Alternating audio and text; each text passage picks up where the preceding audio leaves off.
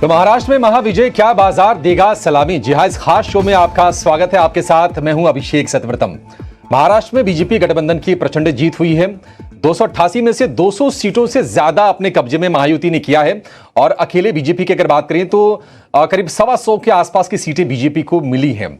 सवाल यह है कि क्या ये चुनाव नतीजे बाजार में जोश भरने काम करेंगे। हमने शुक्रवार को देखा था कि बाजार बढ़िया तेजी दिखाकर ऊपर आया था, रिबाउंड की कोशिश हो रही थी, लेकिन ये नतीजे बाजार को कितना सपोर्ट करेंगे या फिर बाजार के लिए चिंताएं भी बाकी हैं। एक दो ट्रिगर और सुधारने होंगे, उसके बाद जाके बाजार में स्थिरता की उम्मीद करेंगे और खरीदारी करने की कोशिश करनी चाहिए निवेशकों को।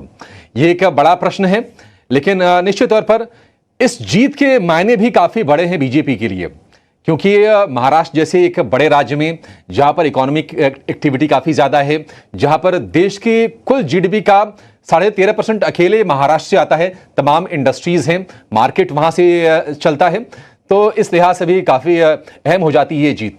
इस पर चर्चा करेंगे कि बाजार के लिए कितनी काम आएगी, सेंटिमेंट कितना बेहतर होगा और क्या आपको निवेश करना इन लेवल्स पर। ये सब कुछ समझाने के लिए हमारे साथ कुछ बेहद खास मेहमान जुड़ गए हैं।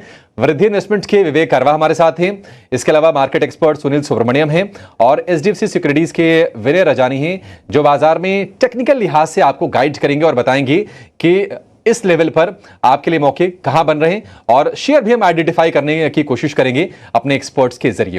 विवेक जी, सुनील जी, विनय जी, आप तीनों का बहुत शुक्रिया, स्वागत है टीनो स्वदेश पर।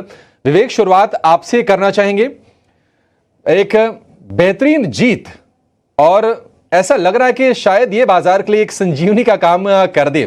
आपको क्या लग रहा है, सेंटिमेंट के लिहाज से ये बीजेपी की जीत कितनी पॉजिटिव है और यहां से बाजार की अब चाल क्या हम मान के चलें कि अब ऊपर की तरफ ही होगी? नमस्कार अभिषेक जी और सबको, और सुनील सर आपको स्पेशली। देखिए, मुझे लगता है कि जो जीत हुई है ये सेंटिमेंटली तो बहुत ही पॉजिटिव है और एक हद तक आप सोच सकते हो कि जो कल का बाजार हमने देखा था वो ऑलरेडी इस जीत को फैक्टर इन कर रहा था एग्जिट पोल्स के बाद में। और एग्जिट पोल भी ऐसे हो गया था कि वो रूले गेम होता है ना, मतलब 2 बार आपका गलत हो गया तो लोग सोचने लगे थे कि तीसरी बार भी गलत होगा। ऐसा नहीं होता, कभी भी 50-50% चांस होता है। तो एक सेंटिमेंट मूव ऑलरेडी हमने फ्राइडे को देख लिया है।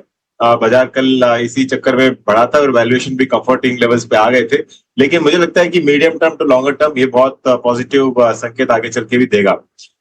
एक दो कारण है। एक तो देखिए, महाराष्ट्र बहुत बड़ा राज्य है, आपने जैसे कहा 13.5% ऑलमोस्ट जीडीपी का हिस्सा तो खाली वहीं से आता है, पहली चीज। और दूसरी चीज ये है कि जो फाइनेंशियल कैपिटल है उधर का, वो राज्य और कोई गलत हाथों में नहीं चला जाना चाहिए था। मेरी तो यही उम्मीद थी और मुझे लगता है कि पब्लिक ने बहुत अच्छी तरह डिसीजन दिया है।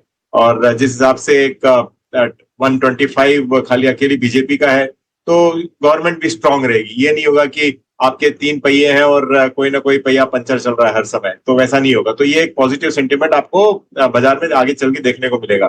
जून जो रिजल्ट्स आए थे लोकसभा के, वो एक अवेकनिंग कॉल था, समझ लीजिए कि ओवर कॉन्फिडेंस चल रहा था एक हद तक, जो थोड़ा सा शेकअप हुआ और वापस जो जितनी भी पॉलिटिकल पार्टीज है वो वापस बेसिक्स पे चली गई और ग्राउंड लेवल पे चली गई। और इसी का नतीजा हम लोग देख रहे हैं हरियाणा और महाराष्ट्र में।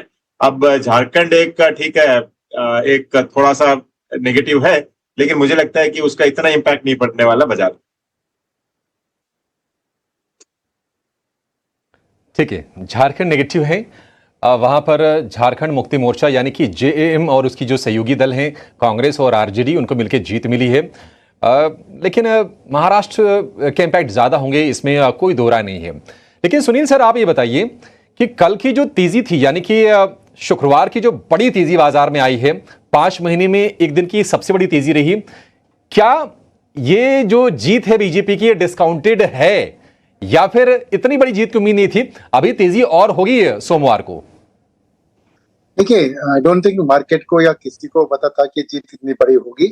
तो डेफिनेटली पार्शियली, जैसे विवेक कहते हैं, थोड़ा बहुत एग्जिट पोल का जो रुझान था और वो दोनों राज्यों में एनडीए के सपोर्ट में था, तो उसके कारण थोड़ा बहुत सेंटिमेंटली इफेक्ट हुआ होगा, बट इतनी बड़ी जीत आई डोंट थिंक मार्केट ने एंटिसिपेट किया।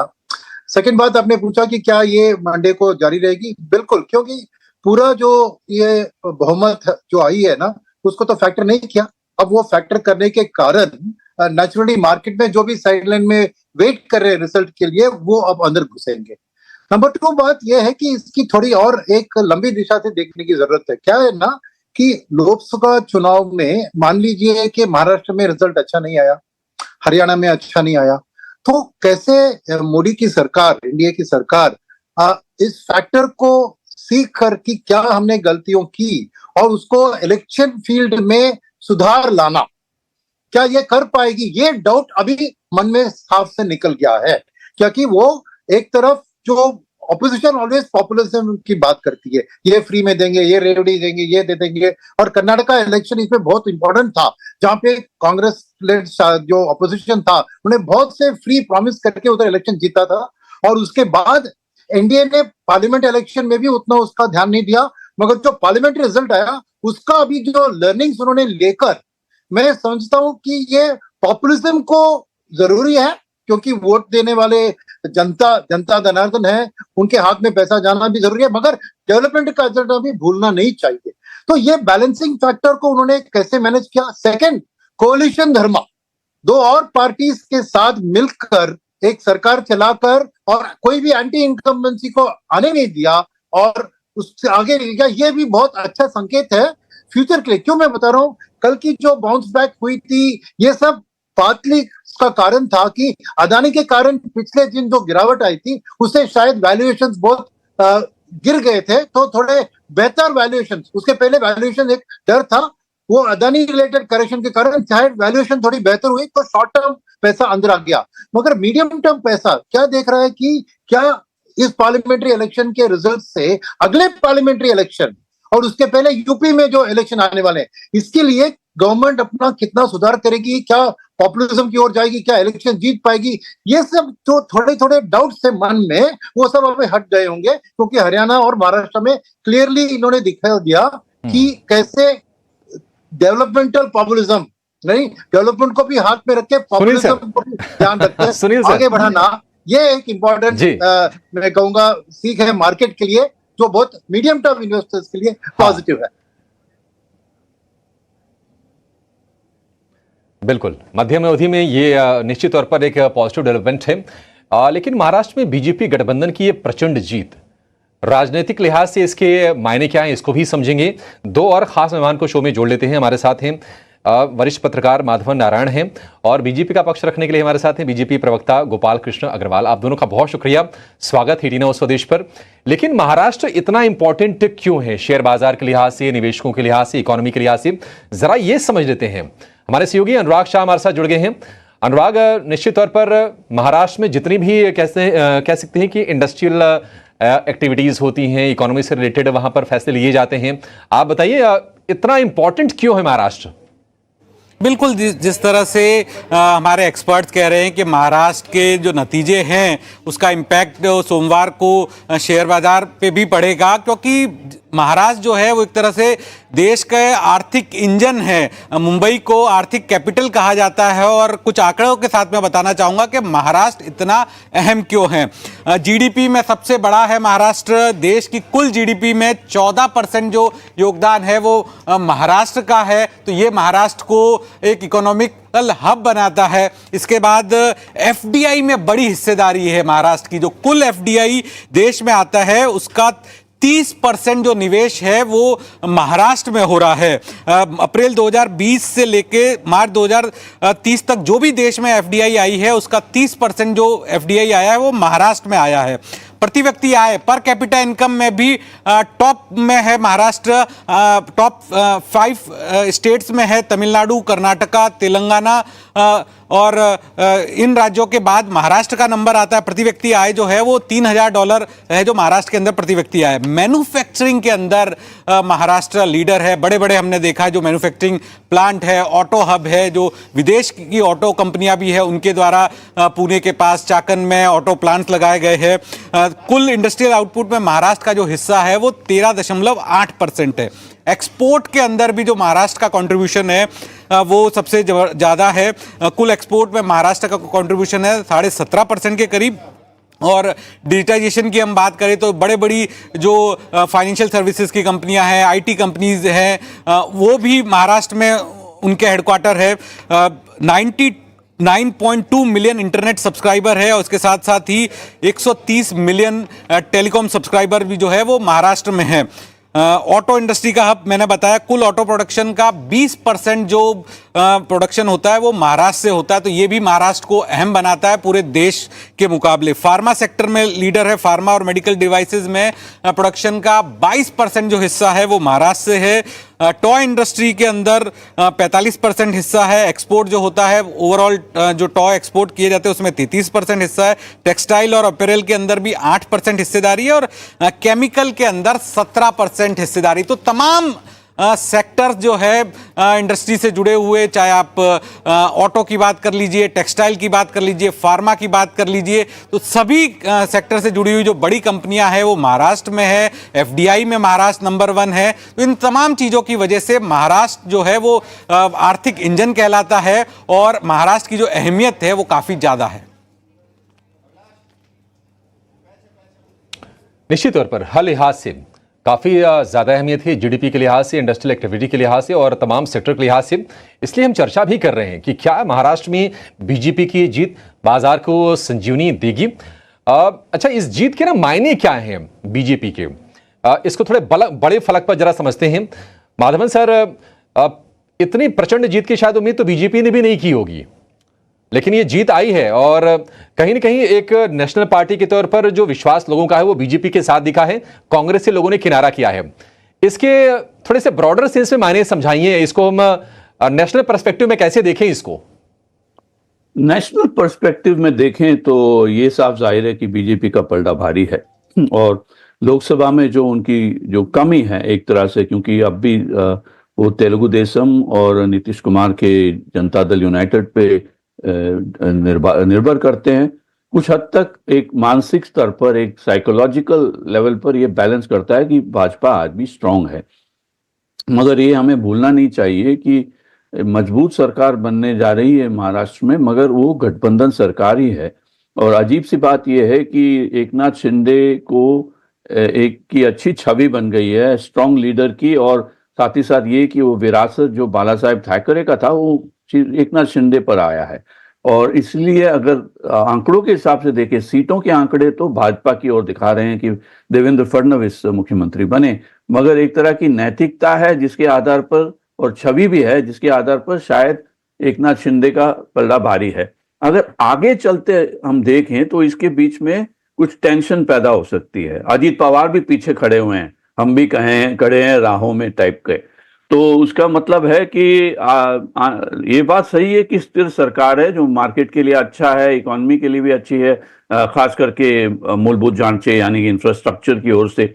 हाँ, मैं विकास, डेवलपमेंट जो वर्ड है वो एक कॉन्टेस्टेड वर्ड है, एक राजनीतिकरण होती है इस वर्ड की, क्योंकि अगर आप डेवलपमेंट किसको कहेंगे, इंफ्रास्ट्रक्चर, सड़क और बिजली के प्लांट इसको कहेंगे कि हेल्थ और लड़की बहन वाली स्कीम भी डेवलपमेंट ही मानी जाएगी। अब जिसे हम प्रगति कहेंगे, प्रोग्रेशन कहेंगे, प्रोग्रेसिव डेवलपमेंट कहेंगे। तो इस सब को लेकर के राजनीतिक थोड़ी बहुत धक्का मुक्की चलेगी, क्योंकि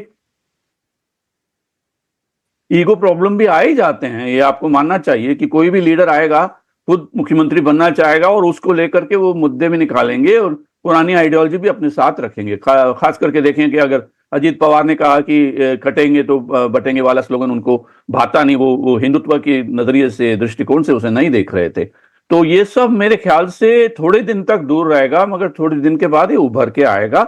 मगर इकोनॉमी के लिए, अर्थव्यवस्था के लिए इसमें कोई बाधा मैं नहीं समझता, एक बात को छोड़ के कि अगर फिस्कल डेफिसिट, क्योंकि लड़की बहन योजना के तहत, मुख्यमंत्री के योजना के तहत कोई अगर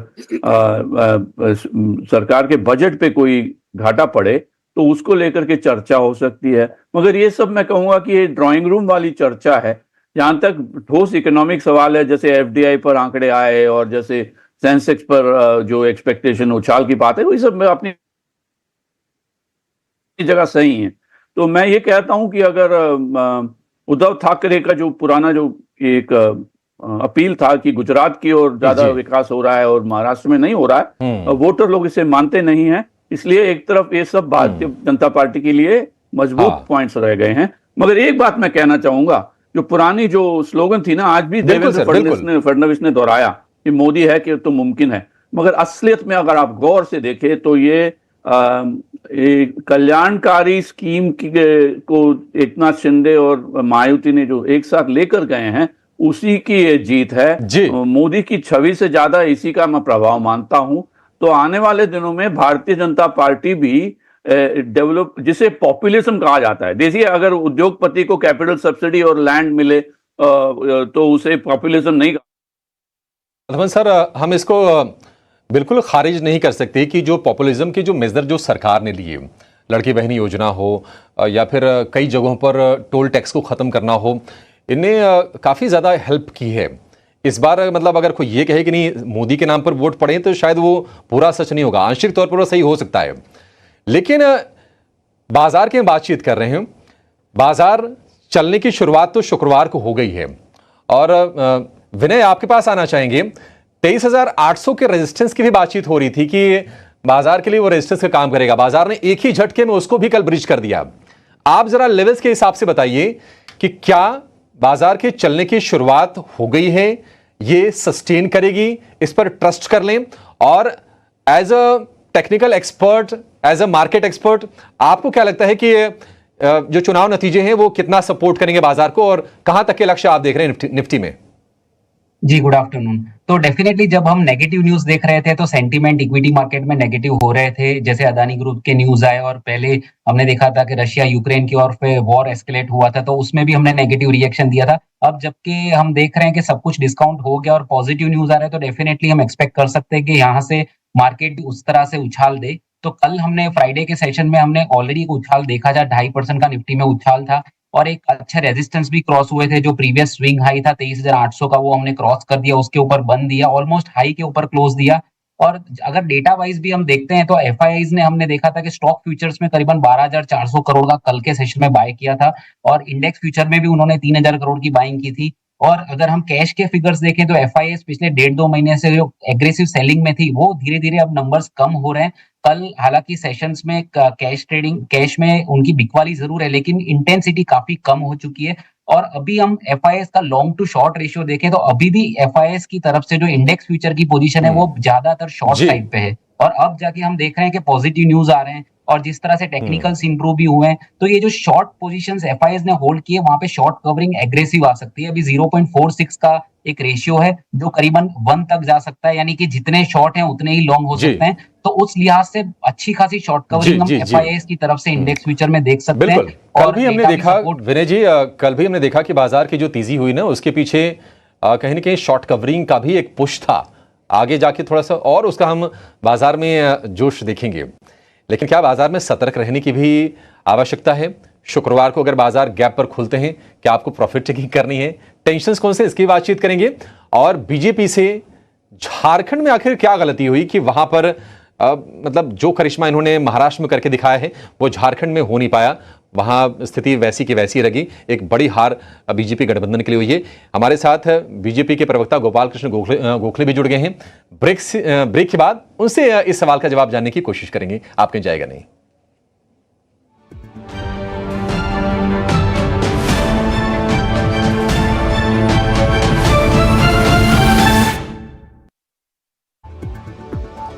तो महाराष्ट्र में महाविजय से क्या बाजार को संजीवनी मिलेगी, बाजार देगा सलामी, इस पर हम खास चर्चा कर रहे हैं और हमारे साथ तमाम एक्सपर्ट्स जुड़े हुए हैं। मार्केट एक्सपर्ट हैं, पॉलिटिकल एनालिस्ट हैं और इसके अलावा पार्टी के भी प्रतिनिधि हमारे साथ जुड़े हुए हैं। एक छोटा सा जवाब आपसे विवेक चाहेंगे बाजार को लेकर। देखिए, शुक्रवार को तेजी हो चुकी है, सोमवार को भी तेजी की पूरी उम्मीद है, लेकिन ये तो एक सेंटिमेंट बेहतर हुआ है। एफआईएस की बिकवाली जस की तस चल रही है। कल की प्रचंड तेजी में भी एफआईएस की बिकवाली का आंकड़ा है 1200-1300 करोड़ रुपए के आसपास का। जियोपॉलिटिकल टेंशन अपनी जगह पर चल रहे हैं। चीन अमेरिका वाली चुनौती भी कहीं ना कहीं बाजार के लिए है। वैल्यूएशन थोड़ा सा कंफर्ट उसको लेकर हो गया है, या आप भी मान रहे हो, सब लोग कह भी रहे हैं। क्या थोड़ा कॉशियस रहना है? क्या प्रॉफिट टेकिंग करनी है अगर बड़ी तेजी होती है तो? और दूसरी चीज, अब सेक्टर्स को लेकर कहां पर बुलिश होना चाहिए? वो कौन से पॉकेट्स हैं जहां पर आप नजर रखेंगे? थोड़ा जवाब छोटा रखिएगा। ओके अभिषेक जी, पहली बात तो देखिए, जो जो सेंटिमेंट था वो कल ही बाजार में दिख चुका है। मुझे लगता है कि अगर मंडे बाजार ऊपर खुलता है तो थोड़ा बहुत प्रॉफिट टेकिंग होने की पूरी संभावना है। तो हो सकता है कि बाजार मंडे क्लोजिंग के वक्त या तो फ्लैटिश या नेगेटिव में भी क्लोज हो, ये पॉसिबिलिटी है। और इसके लिए बहुत क्योंकि ऑलरेडी फैक्टरिंग हो चुका है ये। अब जहां तक सेक्टर्स की बात है, देखिए मुझे लगता है कि बाजार वैल्यूएशंस आज के दिन in fact mid and small cap में भी कई कई पॉकेट्स में आपको लो वैल्यूएशंस मिल रहे हैं। तो यहाँ पे आपको बहुत पिक एंड चूज करना पड़ेगा, बहुत स्टॉक स्पेसिफिक रहना पड़ेगा, नॉट इन पर्टिकुलर सेक्टर। सबसे महंगे वाले सेक्टर में भी चीप स्टॉक्स आज के दिन अवेलेबल है, तो आपको थोड़ा सा होमवर्क करना पड़ेगा इसमें।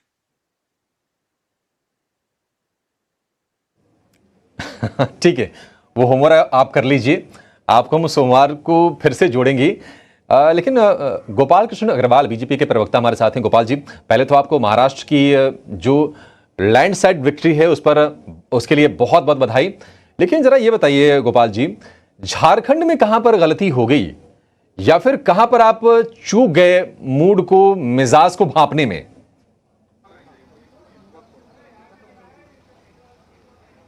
नहीं, ऐसा नहीं है। झारखंड में कोई चूक नहीं हुई है। झारखंड एक महत्वपूर्ण स्टेट है, लेकिन उसके जो इश्यूज़ हैं वह अलग तरीके थे। और हमने काफ़ी जो वहाँ पे घुसपैठियों का जो मुद्दा है, महिलाओं के साथ जो ज़मीन उनकी हथियाने का जो काम हो रहा है, उसको उठाने की कोशिश की। लेकिन वहाँ पे फिर भी जनता का उतना उस इश्यूज़ पे समर्थन नहीं मिला। हमारे लिए हर इलेक्शन आत्म मंथन और चिंतन का होता है। 2024 का सेंट्रल इलेक्शन आया था, तब महाराष्ट्र, उत्तर प्रदेश हमारे लिए चुनौती के रूप में खड़े हुए थे। हमने उस पर काम किया, ऐसे ही झारखंड में बहुत तेज़ी से काम करेंगे।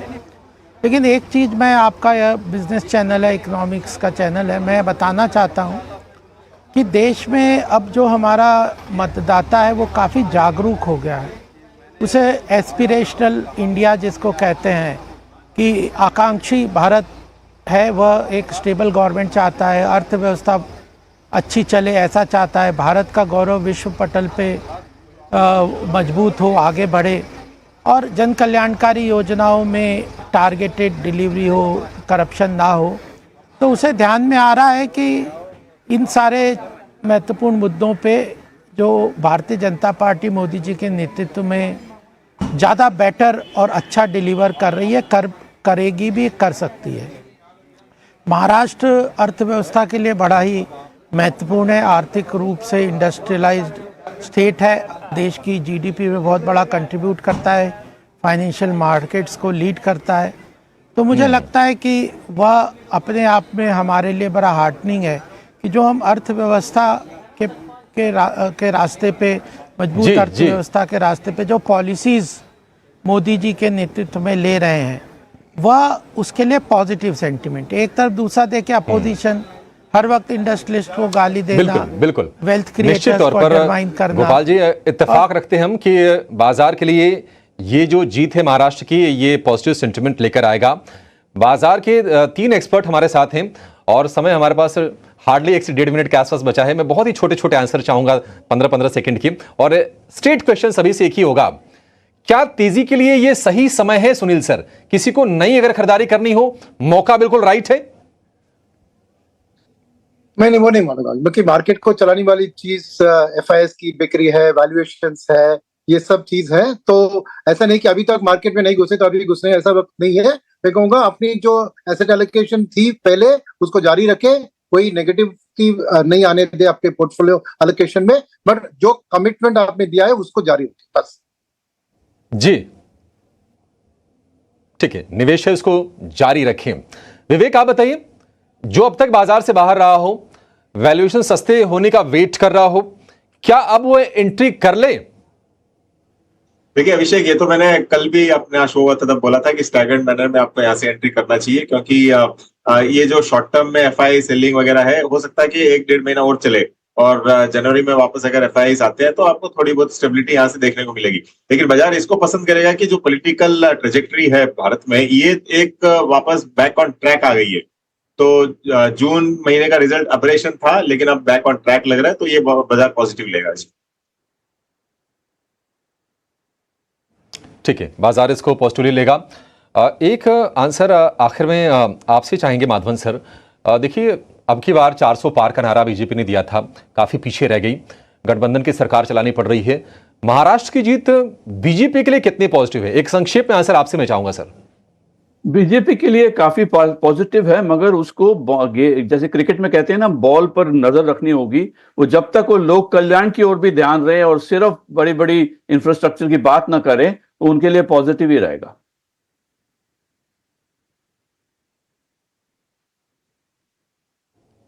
ठीक है, पॉजिटिव है, काफी ज्यादा पॉजिटिव है, और हम उम्मीद करेंगे कि ये तेजी बाजार के सेंटिमेंट को और बेहतर करे। निवेशकों ने काफी नुकसान उठाया है, ऊपर से अगर हम इंडेक्स की बात करें 10% नीचे आकर कारोबार कर रहे हैं, तो एक अच्छी खबर की जरूरत थी, और वो खबर आ गई है।